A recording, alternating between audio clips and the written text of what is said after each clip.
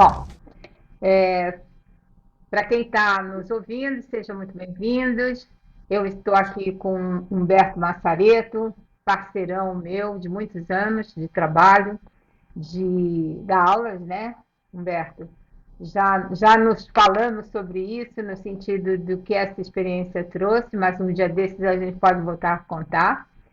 Mas o meu gosto para conversar com o Humberto Massareto, que é o meu parceiro aqui nesses diálogos vividos, que é voltado para problemas, para questionamentos, para acerto de contas, né, de pessoas que viveram bastante tempo e que, portanto, têm uma visão de mundo já muito mais definida e sobre as questões que pautam o cotidiano de quem é vivido como a gente, quem é um pouco menos vivido, quem é vivido como nós e mais vivido também.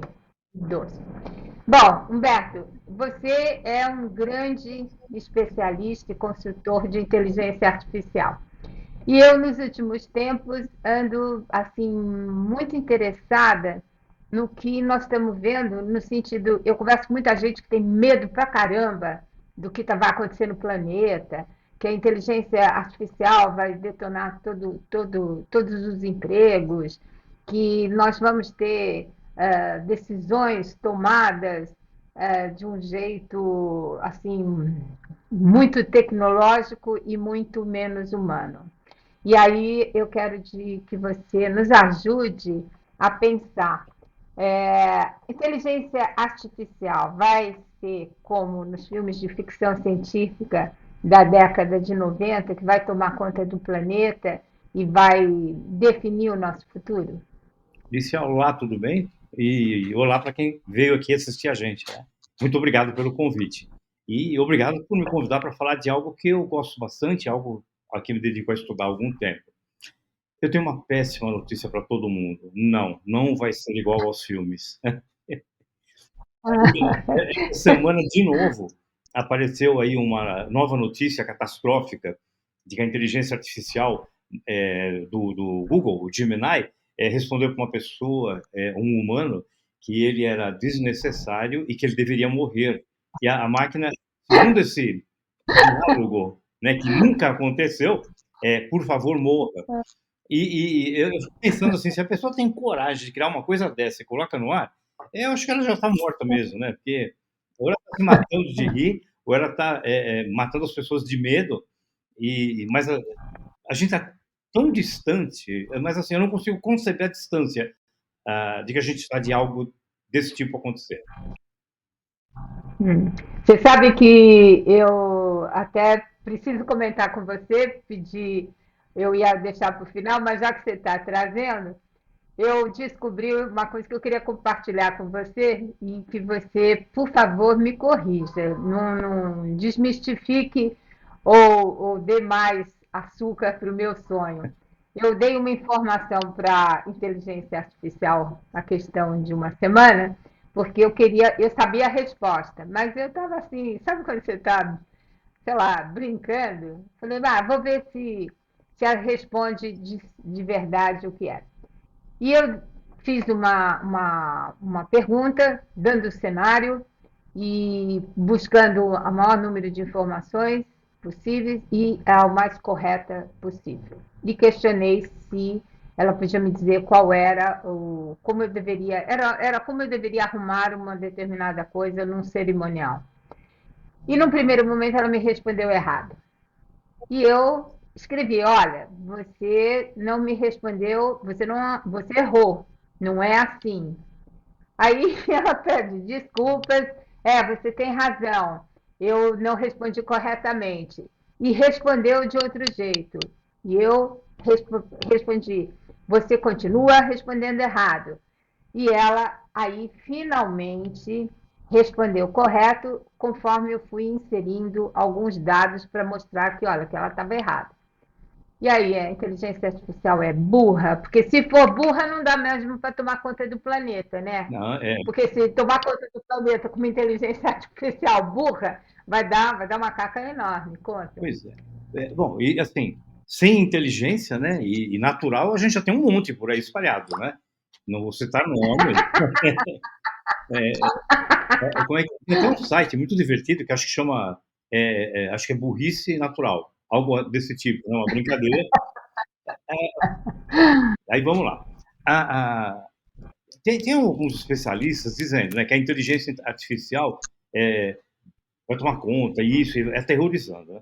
E, por outro lado, também há pessoas que dizem a inteligência artificial não é nem I e nem A, não é nem inteligente e não é artificial. Ela não é inteligente porque ela não é capaz de tomar decisões autonomamente, então por isso que ela não vai tomar conta do planeta.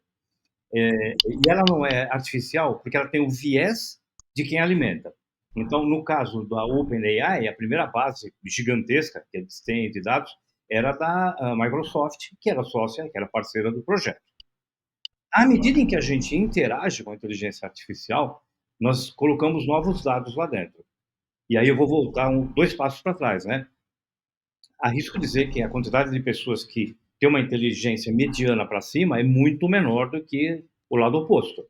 Só que todo mundo é democrático desde que você pague o acesso, e à medida em que você imputa novos dados, você carrega novos dados, ela entende aquilo e põe na base. E quanto mais pessoas repetirem aquilo, mais ela admite que é relevante, e quando alguém pergunta de novo, se alguém falar, olha, 2 mais 2 são igual a 5, colocou uma vez ou duas, ok. Mas se 1 milhão de pessoas falam que 2 mais 2 é igual a 5, quando você vier e perguntar, ela vai falar 2 mais 2 igual a 5. Você está falando sério? Quer dizer que nós estamos nos arriscando, dando, assim, democraticamente, informações para a inteligência artificial que não necessariamente são corretas? Esse é o problema. Existem filtros, existem pessoas que monitoram, existem algoritmos para fazer a checagem, mas eles não são 100% consistentes. Então, muita coisa passa. Assim, vou dar um exemplo. Uma colega precisava de fazer uma prova com crianças do 5º ano. Eram 4 operações que ela precisava. Ela falou, estou atrasada, o que eu faço agora? Né? Eu pensei comigo, o tempo que ela reclamou, ela teria feito umas 5 questões, mas ok. Eu falei, vou fazer para você na inteligência artificial. Quero aqui 20 questões, 4 operações com até 3 algarismos, né? Para uma prova para crianças de 5º ano. Ela mandou, eu falei, já coloca resultado, colocou. Ela já imprimiu, falou, calma, para. Das 20, 12 estavam erradas. Com operações simples, né? Matemáticas. E eu recomendaria, na época, eu ainda não entendia tão profundamente, tem 1 ano e meio, mas eu recomendaria, se você hoje vai fazer alguma prova de matemática desse estilo, usa o Google e não o GPT, como eu usei. Há características para cada tipo de inteligência artificial, e hoje há mais de 8.000 em diferentes áreas, mas nessa específica do chat GPT, que a gente mais ouve falar, tem umas 15 bastante relevantes, tá? E dessas 15 aí, sei lá, o próprio ChatGPT, o Gemini, que é a evolução do Bard, né? O Bard do Google, ele é um vexame, se der tempo eu conto aqui, no lançamento dele.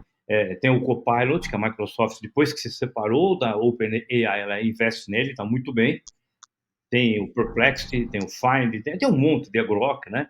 E cada uma delas, né, o Claude, né, como o pessoal chama, que é da Amazon, a base é a Amazon. Então, as pessoas que comentam livros, os livros que estão em formato digital, tudo isso entra para a base de conhecimento. Na quantidade é muito grande. A Lama, com 2 L's, né? Lama 3, é do Facebook. Então, tudo aquilo que se trata no Facebook vai para lá. O Facebook tem um filtro bastante. Ele é muito rígido. Então, até ele tem respondido muito rápido o Lama 3, né? Eu faço testes durante essa. Agora, deixa eu falar uma coisa. Então, eu estou entendendo que a inteligência artificial, dependendo de como ela é alimentada, ela é, assim, um objeto frágil para você fazer uso. Quer dizer, você precisa, além de você alimentar, você precisa ter discernimento para saber, pelo menos ter os nuances da verdade, né? Eu preciso peraí, não pode ser isso. Quer dizer, eu preciso pensar, eu não posso aceitar o que ela traz assim como definitivo. É isso que você está dizendo. Eu exageraria, inclusive, né, usando um superlativo. Ela não é frágil, ela é fragilíssima. Entendi. Como Agora, você vai tomar conta do tá. planeta, né? Agora, por exemplo, eu estava lendo que eles, você sabe disso melhor do que eu, e muitos dos que estão nos ouvindo também sabem, que as empresas, os laboratórios farmacêuticos deram, né, para pesquisa um pool de inteligências, né, para tentar verificar que com o conhecimento que a gente tem da humanidade, de medicamentos e tal para determinadas doenças, se eles conseguiam buscar medicamentos que fossem mais eficientes. E o que se descobriu recentemente é que não. E o que as inteligências artificiais trouxeram, não houve nenhuma comprovação de que os medicamentos propostos e os tratamentos propostos seriam melhores do que aquilo que o homem, né, tá descobrindo. Então, me conta uma coisa. Para que serve a inteligência artificial? Vamos agora para os Eu, ser pragmático. aham. Eu só não entendi a pergunta, falhou para mim. Não, porque é a Ah, seguinte: se a inteligência artificial é frágil, no sentido de que depende de quem alimenta.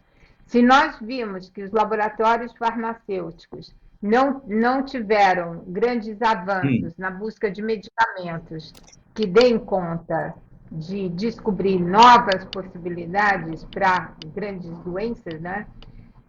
Então, para que serve a inteligência artificial? Só para compilar o conhecimento? Para que serve? bom, é, nós estamos no início de um processo, né? Então, o processo é um início que vem desde há muito tempo, desde a década de 50, ou talvez até um pouquinho antes, né? Quando o Turing lançou o desafio, né, do teste da máquina que pudesse enganar um ser humano passando-se por um ser humano. Nenhuma máquina conseguiu isso até hoje. O termo inteligência artificial foi cunhado anos depois, em 1956, num congresso. Ah, ela é, na minha opinião, um excelente assistente.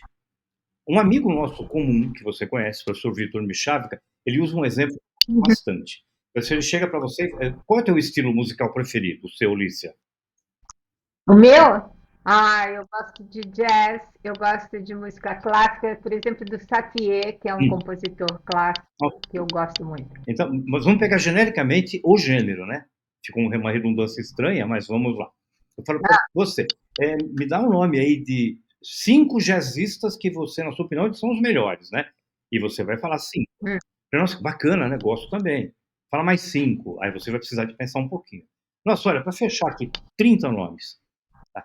Nós vamos precisar de 1 hora para fazer isso. A inteligência artificial vai fazer mais rapidamente, porém, você tem de checar cada um. Em especial, as versões não pagas das inteligências artificiais, elas, quando elas não têm a informação, elas tendem a inventar a informação. Eu, Mas como assim? porque ela quer te agradar com uma resposta. Eu fiz o teste. Eu ainda não sou Gente, doutor. estou apaixonada. Não, uma fofa, porém com riscos, né? Porque eu fiz um teste. Quando eu comecei a usar, me mostre aqui a produção científica de Humberto Massareto. Ela me classificou como doutor, ainda não tenho doutorado, ela me classificou como doutor, mostrou congressos dos quais eu participei com artigos incríveis, né? Os títulos apenas. Eu falei, eu quero. E falou os livros que eu escrevi internacionalmente também. Eu quero fazer isso tudo, mas eu não tenho nada do que ela mostrou, era verídico, nada. E aí, mas como ela deu isso? Para você se achar melhor do que você é? Como é Não, que ela não é? sabia que era eu coloquei o nome. Ela foi pelo nome, Entendi. mas como ela não consegue, né, a versão gratuita não acessa a internet, eu nem sei se hoje acesso ou não, porque eu uso a não gratuita, né, pelo volume de dados que é maior. Aí o que ela faz? Ela inventa. Se você vai escrever um artigo científico, algo que eu tenho visto muito em trabalho de aluno, né? Então, você escreve um artigo científico e aí você fala, olha, inverteu-se, você é pesquisadora, né? Inverteu-se a maneira de fazer o trabalho. Então, alguns alunos, tentando dar um drible no professor e na máquina, ele pede que se escreva um artigo ou um TCC. Feito aquilo, ele fala, agora eu preciso de referências bibliográficas para fundamentar. Ele vai buscar referência, mas assim, se não tem, ele inventa, sabe? É muito louco, ele inventa referência. Algo que é muito, que entrega demais, é assim, perdão, na referência web gráfica, né, aquilo que se capturou na internet, vem tudo com a mesma data. Então o cara tem 15 artigos, né, acessados hoje, que dia é? Hoje é 6 de dezembro. 15 artigos acessados no dia. Então ele não fez mais nada da vida e leu 15 artigos com 20 imagens. E ele leu, analisou, separou. Então Olha, aí fica uma dica de quem entende do assunto para quem está fazendo algum tipo de trabalho, pesquisa, para tomar muito cuidado que vai dar ele já caca. pelo menos espera. Agora, Humberto, então, peraí, a gente pode, para não nos desfazer de um projeto dessa magnitude, que é a inteligência artificial, né? A gente pode dizer, então, para aliviar a barra, que nós estamos ainda no comecinho, Muito no começo. mas, mas do jeito que você falou, me preocupa o seguinte: se é verdade que os nossos jovens têm menos competência intelectual do que os seus pais, em função de toda essa exposição midiática que eles estão tendo, essa inteligência artificial ela vai ser sempre menor do que ela poderia ser?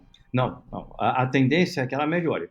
Eu vou usar um exemplo do cotidiano. A Kodak foi a maior produtora de papel fotográfico e filme do planeta, né? Era líder com quase 90%.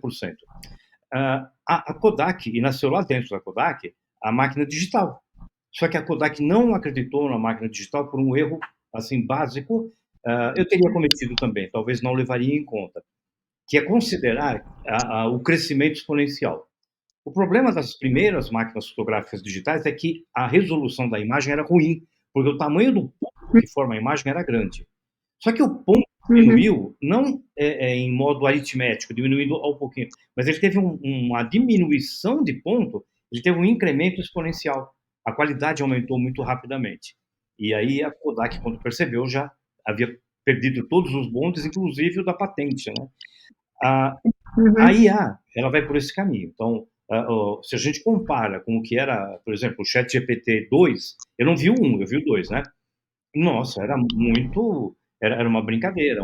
Outro amigo comum nosso, que é o professor Giordano, lá da PUC, uma vez eu cheguei para ele e falei, professor, olha que artigo bacana que eu achei nosso, né? Falei, como assim? A gente não escreveu um artigo. Eu falei, a inteligência artificial disse que sim. Isso muda. No ChatGPT 2 ainda, né? E ele ficou encantado com aquilo, né? Tanto que hoje o pós-doutorado dele é em inteligência artificial. Não...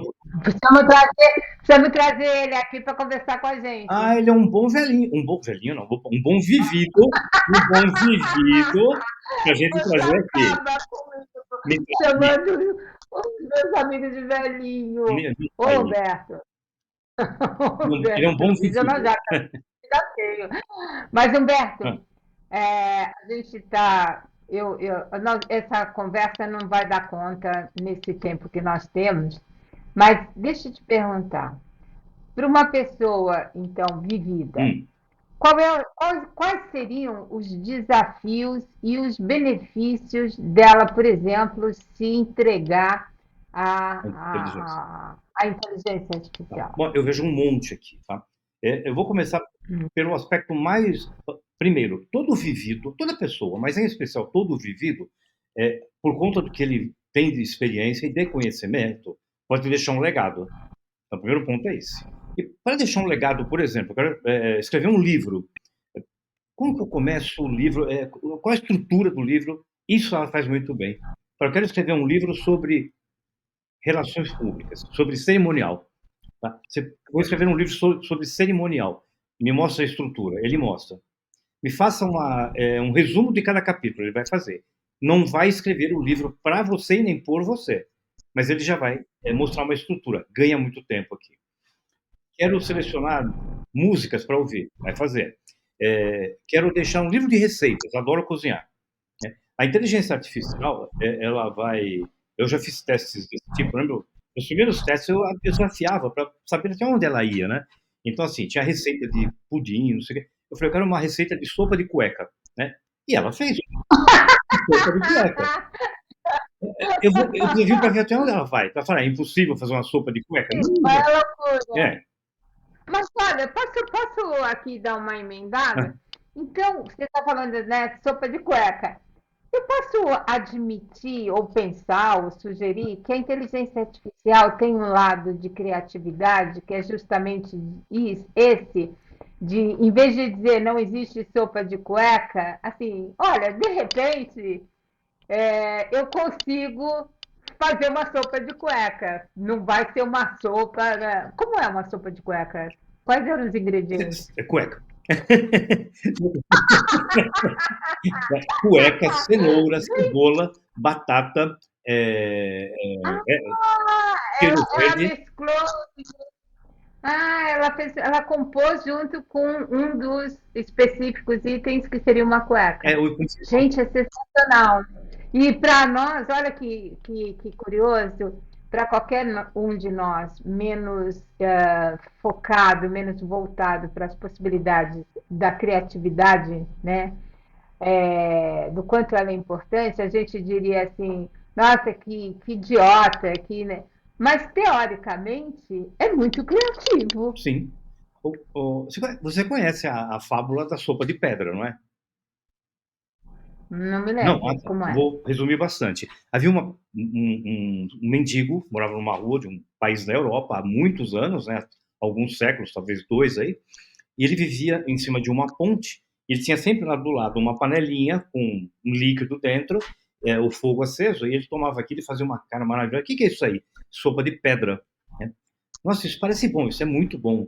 Você não quer fazer lá em casa? Sim, eu vou e eu levo a minha pedra, uma pedra grande que ele tinha. Quando ele chegava na casa das pessoas, ele pedia a água e falava, vou pôr a minha pedra. Lavava, colocava a pedra. E quantos convidados virão? 8. A senhora tem cenoura? Vamos incrementar. Tem sopa de cueca é isso, né? Você pode falar sopa de milho, sopa sei lá, de tênis, enfim. É, é, Entendi. é isso que ela faz. Então, qual é a consistência de uma cueca? É um tecido, é uma fibra. Então, ela faz essa conta. Ela não é naturalmente criativa, mas ela pode procurar por combinações que nós não pensaríamos naturalmente. Sabe o Deep Blue, a máquina que ganhou do Gary Kasparov no xadrez? Ela ganhou porque a Uhum. máquina programada consegue prever todas as jogadas possíveis. O humano consegue prever algumas jogadas adiante, não? O Kasparov acho que era até 30 lances. A máquina tinha todos os lances. E ela ganhou, foram 3 versões. Na primeira ganhou o russo, na segunda foi pau a pau e ganhou o russo, na terceira foi impossível, porque ela fez uma jogada improvável no xadrez, que é mexer o peão da torre. Tá? Ninguém mexe o peão da torre numa partida a sério, a menos que você não tenha mais peças para mexer. E aí, ela tem todas as jogadas. E isso surpreendeu o russo, porque ele falou, não esperava essa jogada. Ele se desestabilizou naquela partida. Entendi. Então vamos lá, Nossa, vamos lá. Então uma pessoa, um indivíduo que queira, como assim, ele tem, ele recebe favores, não é a palavra certa, mas ele tem benefícios em buscar algumas coisas na inteligência artificial para a resolução dos seus problemas, do seu dia a dia? bem. Existe uma possibilidade no chat GPT, as outras inteligências também, mas eu exploro mais a do chat GPT, que é você criar robôs com, com tarefas específicas. Né? Então, eu tenho um robô vamos lá, eu não sei qual é o nível de aprofundamento de conhecimento, então eu vou ser didático para tentar passar a minha ideia. Tá? O que é que ele chama chat? Em inglês, chat conversa. No Google, Uhum. me faça uma lista de 30 jazzistas, né? 30 tocadores de jazz. Ele vai fazer. No ChatGPT, oi ChatGPT, tudo bem? Gosto muito de jazz. Faça para mim uma lista com 30 jazzistas aí. Ele vai fazer. Que bacana. Separa para mim quem é do piano, quem é do baixo, quem é do, sei lá, da guitarra, tá? Ou do trombone. Vai fazer. Você está batendo papo com ele. como você falou, não, isso não está certo.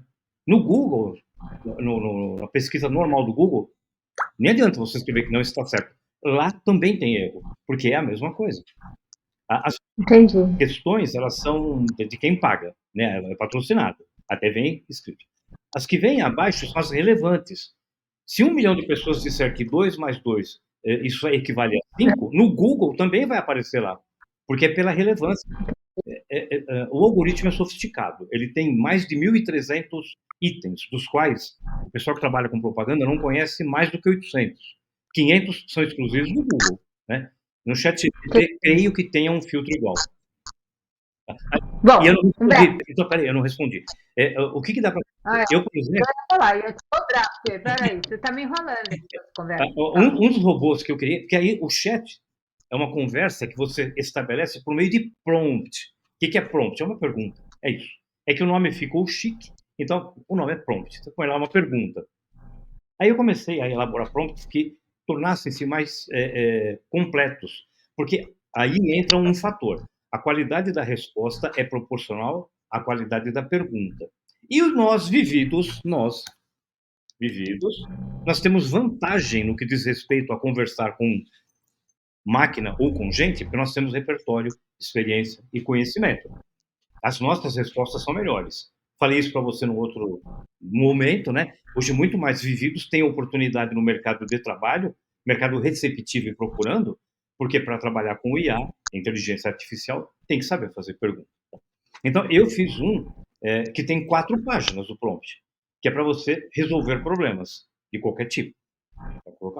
Bom, então podemos, assim, nós vamos ter que voltar a conversar, porque isso é conversa Tá longa. bom?